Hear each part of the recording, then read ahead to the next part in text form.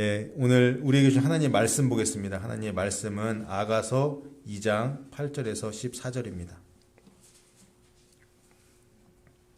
아가서 2장 8절에서 14절 말씀 한 목소리로 읽도록 하겠습니다. 시작. 내 사랑하는 자의 목소리구나. 보라, 그가 산에서 달리고 작은 산을 빨리 넘어오는구나. 내 사랑하는 자는 노루와도 같고 어린 사슴과도 같아서 우리 벽 뒤에 서서 창으로 들여다보며 창살 틈으로 엿보는구나. 나의 사랑하는 자가 내게 말하여 이르기를 나의 사랑, 내 어여쁜 자야, 일어나서 함께 가자. 겨울도 지나고 비도 그쳤고 지면에는 꽃이 피고 새가 노래할 때가 이르렀는데 비둘기의 소리가 우리 땅에 들리는구나. 무화과 나무에는 푸른 열매가 익었고 포도나무는 꽃을 피워 향기를 토하는구나. 나의 사랑, 나의 어여쁜 자야, 일어나서 함께 가자. 바위 틈 낭떠러지 은밀한 곳에 있는 나의 비둘기야, 내가 내 얼굴을 보게 하라. 내 소리를 듣게 하라. 내 소리는 부드럽고 내 얼굴은 아름답구나. 아멘. 할렐루야. 여러분 한 주간 잘 지내셨나요? 아가서를 처음 읽으면 이런 생각이 듭니다. 이게 성경이 도대체 맞나? 왜 이렇게 남녀 간의 이 사랑 이야기가 노골적으로 나와 있지? 이게 도대체 우리 신앙과 무슨 상관이 있나? 이런 질문을 하게 돼요. 실제로 아가서에서는 유대교에서도 그리고 기독교에서도 가장 논란이 많았던 책입니다. 그런데도 하나님은 이 책을 성경 한가운데에 두셨습니다. 왜 그러셨을까요? 한 남자와 한 여자의 사랑은 하나님의 선물임을 말씀하시기 위해서였습니다. 그리고 성경에서는 남녀의 사랑을 하나님과 하나님의 백성의 결합, 그리고 그리스도와 그리스도 교회와의 연합으로 설명합니다. 저는 일주일 동안 아가서를 묵상하면서 아가서에 나오는 신랑을 보면서 다시 오실 예수님을 느꼈습니다. 다시 오실 예수님처럼 신랑이 느껴졌어요. 본문 10절에 나오는 신랑의 부드러운 목소리, 나의 사랑, 나의 어여쁜 자야, 일어나서 함께 가자. 이 목소리를 읽을 때 제 머릿속에는 휴거의 이미지가 자연스럽게 떠올랐습니다. 여러분, 휴거 사건이 뭐예요? 예수님이 이 땅에 다시 오셔서 공중에 강림하시고 휴거 신부들을 데려가시는 사건입니다. 영화 테이큰에서 주인공 리암 리슨의 딸이 악당들에게 납치를 당합니다. 납치당하다, 데려감을 당하다, 이것이 영어 단어 테이큰의 1차적인 의미입니다. 그런데 아빠가 납치된 딸을 구하기 위해 악당들을 물리치고 딸을 되찾아오죠. 테이크 백 하는 거죠. 그래서 영화 테이큰의 제목에는 이중적인 그런 데려감의 의미가 담겨 있는 겁니다. 오늘 설교 제목도 테이큰입니다. 부제목으로는 아가서에 나오는 휴거 이야기입니다. 여러분, 휴거 때 누가 누굴 데리러 오세요? 예수님이 우리를 데리러 오십니다. 여러분, 성경은요, 휴거를 혼인의 언어, 곧 신랑과 신부의 언어로 설명합니다. 그리고 그 혼인 언어를 성경 전체에서 가장 깊이, 가장 자세하게, 가장 길게 그렇게 풀어 쓴 책이 바로 아가서입니다. 저는 먼저 아주 중요한 말씀을 여러분들에게 드려야 하겠습니다. 아가서는 휴거를 직접 말하지 않습니다. 아가서는 휴거 사건을 예언하는 책이 아닙니다. 하지만 이 책에는 신부가 어떻게 만들어지는지, 신랑과의 관계가 어떻게 성숙이 되는지, 그 관계가 어디로 향하는지 이것들을 보여줍니다. 그리고 결국엔 우리가 아가서를 통해 휴거가 무엇인지 이해할 수 있게 됩니다. 물론 오늘 아가서 전체를 다 다룰 수는 없어요. 그렇지만 신랑이 신부를 데려가는 그 사랑의 노래, 그 노래 중 최고의 노래인 아가서를 통해 이곳에 나오는 휴거 이야기를 여러분들께 들려드리려고 합니다. 바로 본문으로 가겠습니다. 오늘 본문은 아가서 2장 8절부터 14절까지인데요. 아가서 가운데서도 가장 생동감이 있고 또 가장 극적인 그런 장면입니다. 여자가 말하는 8절을 보시면 여자의 말인데요. 내 사랑하는 자의 목소리구나. 보라, 그가 산에서 달리고 작은 산을 빨리 넘어오는구나. 이렇게 나옵니다. 여기서 여인이 사랑하는 남자를 부르는 내 사랑하는 자라는 말은 히브리어로 도디입니다. 도디. 이 단어의 어근인 도드는 사랑하는 자, 연인, 갈망의 대상이라는 뜻이에요. 그리고 이 단어 다윗, 다비드 이것과 같은 어근에서 나왔습니다. 그래서 다윗, 히브리어로는 다비드, 영어로는 데이빗, 이 이름 뜻이 뭡니까? 사랑스러운 그런 뜻이에요. 발음도 비슷하잖아요. 도디, 도드, 다비드. 그래서 히브리어 성경을 히브리어로 읽는 이 독자들은 이스라엘 사람들이죠. 이 사람들은 여자가 남자를 부를 때 쓰는 이 호칭 도디, 도드라는 말을 들었을 때 자연스럽게 사랑받는 자 다비드, 다윗을 떠올리게 됩니다. 도디, 내가 사랑하고 내가 기다리고 내가 갈망하는 사람, 다윗과 같은 사람. 여러분, 이것이 신부의 언어입니다. 사모함의 언어예요. 신부는 신랑을 사모하고 사랑하는 겁니다. 지금 신약 시대를 살아가고 있는 우리는 이 장면을 읽으면서 다윗의 자손으로 오신 예수 그리스도를 떠올리게 될 것입니다. 그 다음 10절을 보겠습니다. 10절. 여자의 말이 10절에서 이어져요. 나의 사랑하는 자가 내게 말하여 이르기를, 여기까지 하고 그 다음에 남자의 말이 나옵니다. 그 다음 여기가 굉장히 중요한 그런 전환점이 되는데요. 남자가 여자에게 이제 말을 하는 거예요. 나의 사랑, 내 어여쁜 자야, 일어나서 함께 가자. 그런데 신랑은요, 신부를 도디라고 부르지 않습니다. 신랑은 신부를 어떻게 부를까요? 친구, 동료의 의미인 나의 동반자, 라야티라고 부릅니다. 여기 나오는 라야티라는 호칭은 내 사람, 내 편, 이런 말인데 관계적인 표현이고 언약적인 표현이에요. 너와 나는 언약으로 맺어진 관계다. 그래서 너, 신부는 나에게, 신랑에게 속한 사람이다. 이런 의미가 담겨 있는 거예요. 그러니까 한국말로는 내 사랑 같은 말인데 히브리어 원어를 보니까 그 단어가 다른 단어인 거예요. 아가서는 의도적으로 서로 다른 이 사랑의 언어를 사용합니다. 신부, 여자는 신랑, 남자를 도디라고 부르며 갈망합니다. 사랑합니다. 그런데 신랑은 신부를 라야티라고 부르면서 언약으로 선언을 하는 거예요. 이렇게 서로를 다르게 부르지만 그 다름이 연합될 때 남녀 간의 사랑은 완성됩니다. 사랑은 이렇게 사모함에서 시작해서 언약으로 완성되는 그런 거죠. 본문 10절에 남자의 말을 다시 보겠습니다. 여기 개역 개정 성경에서는 일어나서 함께 가자라고 되어 있어요. 문법적으로는 권유하는 거죠. 나랑 같이 가자. 제안하는 거죠. 그렇게 돼 있는데 히브리어 원어 성경을 직역하면 어떻게 나와 있냐? 일어나라. 너를 위해 가라라고 되어 있어요. 이건 뭐예요? 명령형입니다. 명령하는 거예요. 그런데 여기 나오는 명령형 문장은 군사적, 강압적인 그런 명령이 아니라 관계적, 언약적인 명령입니다. 그럼 여러분 여기서 아주 중요한 질문이 하나 생깁니다.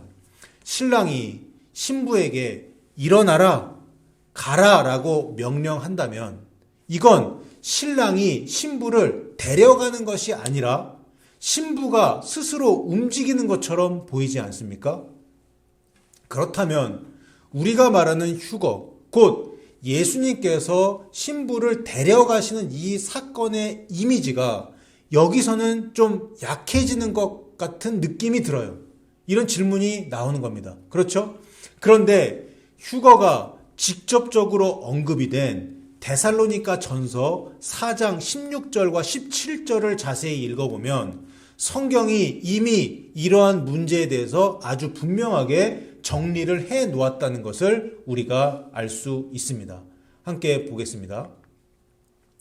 주께서 호령과 천사장의 소리와 하나님의 나팔 소리로 친히 하늘로부터 강림하시리니 그리스도 안에서 죽은 자가 먼저 일어나고 그 후에 우리 살아남은 자들도 그들과 함께 구름 속으로 끌어올려 공중에서 주를 영접하게 하시리니 그리하여 우리가 항상 주와 함께 있으리라. 여기서 끌어올려진다라는 말이 바로 헬라어 하르파조입니다. 이것이 휴거를 지칭하는 단어죠. 이 단어는 분명히 주님이, 우리 주님, 다시 오실 우리 예수님이 능동적으로 행하시는 그걸 표현하는 동사입니다. 그렇죠? 그래서 휴거는 우리가 스스로 올라가는 사건이 아니라 주께서 우리를 붙잡아 올리시는 사건입니다. 그런데 동시에 성경은 이렇게 말하고 있어요. 공중에서 주를 영접하게 하시리라. 여기 나오는 영접, 아판테시스라는 이 헬라어는 이런 의미를 갖고 있습니다.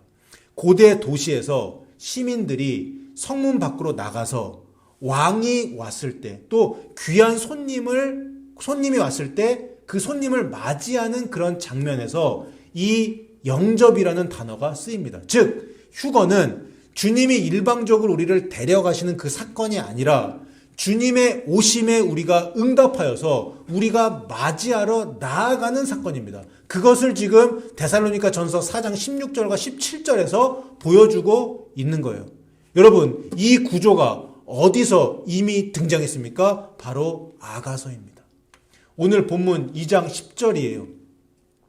신랑은 신부를 향해 일어나라, 너를 위해서 가라 라고 말합니다. 이 말은 신부에게 주도권을 넘기는 말이 아니에요. 신랑이 먼저 왔고 신랑이 먼저 신부를 부르고 신랑이 방향과 목적지를 제시합니다. 그 다음에 신부에게 요청하는 겁니다. 그 사랑의 부르심에 응답하라고 요청하는 겁니다. 그러므로 성경이 말하는 이 데려감은 항상 두 가지가 함께 있습니다. 신랑의 능동적인 부르심과 데려감, 그리고 신부의 응답인 순종과 따름입니다. 만약에 신랑이 아무 말도 하지 않고 신부를 그냥 잡아 끌고 갔다면, 만약에 신랑이 신부를 보쌈해서 데려갔다면 그것은 결혼, 혼인이 아니라 납치가 될 것입니다. 그러나 신랑이 부르고 신부가 그 부르심에 응답하여 일어나서 나아갈 때 그 데려감은 폭력이 아니라 사랑의 완성이 됩니다. 그래서 휴거는 주님의 음성을 알아듣는 신부에게만 의미가 있는 사건이에요.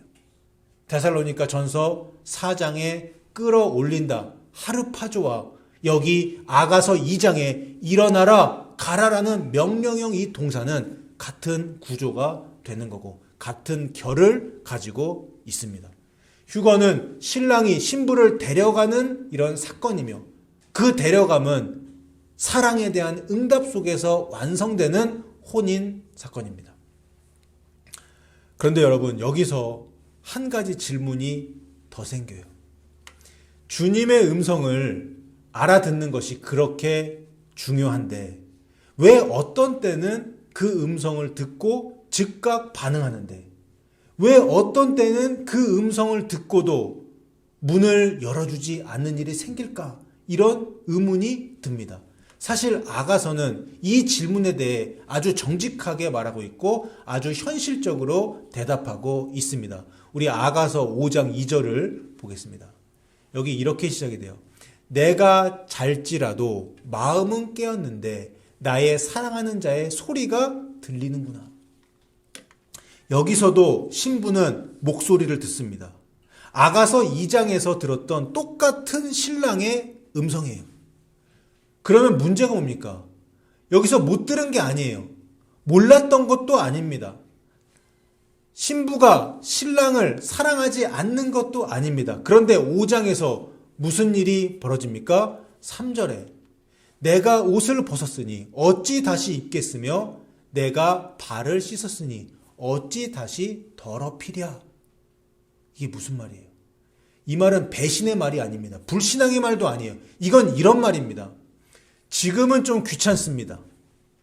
지금은 타이밍이 아닙니다. 나 지금 졸려요. 문 두드리지 마세요. 조금만 있다가, 나 좀 쉬다가 그 다음에 문 열어드릴게요. 이 말이에요. 그렇게 민기적거리다가 문을 열었는데 6절에 뭐라고 나와요? 내가 내 사랑하는 자를 위해 문을 열었으나 그는, 신랑은, 남자는 벌써 물러갔네. My lover had left. He was gone. 여러분, 성경에서 가장 위험한 것은 거절이 아닙니다. 지연입니다. 늦어지는 거예요. 아가서 2장과 5장의 차이는 목소리를 들었느냐의 차이가 아닙니다. 그 목소리에 얼마나 즉각적으로 반응했느냐 그 차이입니다. 아가서 2장에서는 신부가 신랑의 목소리를 듣자마자 알아보고 기뻐하면서 마음을 열고 부르심에 응답했습니다. 그런데 아가서 5장에서는 시간이 지난 이후에는 목소리를 듣고도 신랑의 부르심과 그 마음을 알고도 자기 상태를 먼저 계산했어요. 자기 편안함을 먼저 따졌어요. 사랑이 식은 게 아니에요. 사랑에 익숙해진 겁니다. 주님은 나 사랑하시지. 하나님은 나 데려가실 거야. 이거예요. 여러분, 사랑이 깊어지면 두 가지 길이 있습니다. 하나는 더 민감해지는 길이고 다른 하나는 둔감해지는 길입니다. 아가서 5장에서 신부는 신랑을 사랑하지만 그 사랑을 당연하게 여겼어요. 그렇게 당연하게 여기는 순간 문을 즉시 열지 않았습니다. 그리고 그 사이에 신랑은 그 자리를 물러났습니다. 여러분, 얼마나 이게 슬픈 일입니까? 신랑은 그런데 신부를 버린 게 아닙니다. 잠시 물러난 것이에요. 왜냐하면 성숙한 사랑은 항상 강제하지 않기 때문입니다. 신랑은 신부를 사랑하지만 문을 부수고 들어오지 않았습니다. 신랑은 신부를 사랑하지만 응답 없는 사랑을 강요하지 않았습니다. 요한계시록 3장 20절에서도 볼지어다 내가 문 밖에 서서 두드리노니 누구든지 나 예수의 음성을 듣고 문을 열면 내가 그에게로 들어가 그와 더불어 먹고 그는 나와 더불어 먹으리라. 그래서 아가서 5장은 신부를 벌주는 이야기가 아닙니다. 어떤 이야기예요? 신부를 성숙하게 만드는 이야기였습니다. 아가서 5장 이후를 보면 신부는 그제서야 일어나 신랑을 찾아 나섭니다. 거리에서 상처를 입고 조롱을 당하기도 하고, 그러나 그 과정 속에서 신랑을 이전보다 훨씬 더 깊이 더욱 사랑하게 됩니다. 여러분, 아가서 2장의 신부는 신랑을 갈망했고 아가서 5장 이후의 신부는 신랑을 더 깊이 알게 됐어요. 그래서 다시 오늘 본문으로 돌아가 보겠습니다. 아가서 2장 8절에 내 사랑하는 자의 목소리구나. 이 고백은 단순히 들었다라는 말이 아닙니다. 즉시 알아보고 반응했다라는 고백입니다. 여러분, 휴거는 주님의 음성을 처음 듣는 사람, 나팔 소리를 먼저 듣는 사람에게 일어나는 사건이 아니에요. 여러분, 휴거 사건은 주님의 음성에 지금 즉시 반응하는 신부에게 일어나는 사건입니다. 여러분 믿습니까? 그러면 우리가 휴거되고 구원받기 위해서는 첫째, 주님의 음성을 듣는 것이 중요합니다. 오늘 본문 8절에서 신부가 내 사랑하는 자의 목소리로구나 라고 알아챘던 것처럼 우리 귀에서도 이러한 영적인 감각이 필요합니다. 물론 여러분, 영의 음성을 듣는 방식은 다양합니다. 누군가는 생각으로 듣고, 누군가는 꿈으로, 누군가는 마음에 주시는 감동으로, 누군가는 사건을 통해, 누군가는 공동체의 권면을 통해, 또 설교 말씀을 통해 듣기도 합니다. 그런데 저는 경험을 통해 알게 된 한 가지를 분명하게 여러분들께 말씀드릴 수 있습니다. 죄가 쌓이면 귀가 막힙니다. 그리고 죄가 무너지면 길이 열립니다. 그러므로 우리가 회개할 때 우리 안에 죄의 벽이 허물어져요. 그래서 성령님의 음성이 더 선명한 것을 경험하게 됩니다. 저는 여러분들께 이렇게 말씀드리고 싶어요. 회개하면 영의 음성이 들립니다. 여러분 믿습니까? 이거 진리예요. 제가 경험한 진리입니다. 그래서 예수님이 요한복음 10장 27절에서 이렇게 말씀하신 거예요. 내 양은 내 음성을 들으며 나는 그들을 알며 그들은 나를 따르느니라. 여러분, 여기 나오는 내 양은 어떤 양입니까? 주님의 양은 주님의 음성을 사모하고 죄를 미워하고 회개하며 주님의 길을 따르는 양입니다. 우리도 그런 양이 되기를 원합니다. 그러면 영의 음성이 들려요. 그럼 목자의 음성이 들려와요. 그래서 여러분 회개하십시오. 회개는 벌이 아니라 은혜입니다. 회개는 정죄가 아니라 통로입니다. 그 통로를 통해서 주님의 음성이 들리기를 주님의 이름으로 축원합니다. 두 번째로 중요한 것은 음성에 반응하는 것이에요. 음성은 들었는데 그 음성에 반응하지 않는다면 어떻게 될까요? 좀 전에 보았던 것처럼 아가서 5장에서 나오는 신부처럼 귀찮아서 사랑에 익숙해져서 문 밖에 서서 예수님이 문을 두드리시는데 신랑이 문을 두드리는데 문을 열어드리지 못하면 어떻게 됩니까? 신랑 못 만나는 거죠. 여러분, 문을 여는 것은 결국 신부의 목입니다. 테이크는 납치가 아닙니다. 테이크는 혼인입니다. 신랑이 데려가시지만 그 데려감은 사랑의 부르심에 대한 응답 속에서 완성되는 그러한 데려감이에요. 그래서 반응은 곧 순종이고 순종은 곧 경외로 연결이 되는 겁니다. 여러분, 최근 몇 주 동안 우리는 계속 경외를 살펴보았죠. 구원의 공식, 휴거의 공식 뭐예요? 믿음, 행함, 인내, 구원. 믿음 플러스 행함 플러스 인내가 뭐예요? 이게 경외라고 말씀드렸죠. 다윗의 공식에서도 환난, 기도, 경외, 응답. 여기서 경외가 핵심이었습니다. 잠언은 여호와를 경외하는 것이 지식의 근본이라고 말합니다. 경외로부터 지식이 나오고 지식이 명철과 분별력으로 자라납니다. 그리고 그 분별력이 지혜가 됩니다. 그리고 그 지혜는 결국 순결, 우리 주님을 일편단심 사랑하는 마음으로 이어집니다. 여러분, 경외는 무엇입니까? 경외는 단순히 무서워서 두려워서 떠는 그런 감정이 아닙니다. 경외는 존엄을 아는 사랑입니다. 너무 가볍게 대할 수 없는 거룩하신 주님을 존중하면서 공경하면서도 동시에 그분을 사랑하는 거예요. 그리고 동시에 그분의 음성에 민감하게 반응하는 태도입니다. 경외는 곧 그분을 의식하며 사는 삶이고 그분의 말씀에 귀 기울이는 삶입니다. 그분의 부르심 앞에 지금 즉시 순종하는 삶입니다. 그래서 시가서 전체를 관통하는 하나의 결론이 있어요. 그것은 바로 경외입니다. 욥기는요, 경외하는 사람 욥으로 시작합니다. 그리고 시편은 경외로 기도하는 다윗의 고백으로 가득해요. 잠언은 경외로 시작해서 경외로 끝납니다.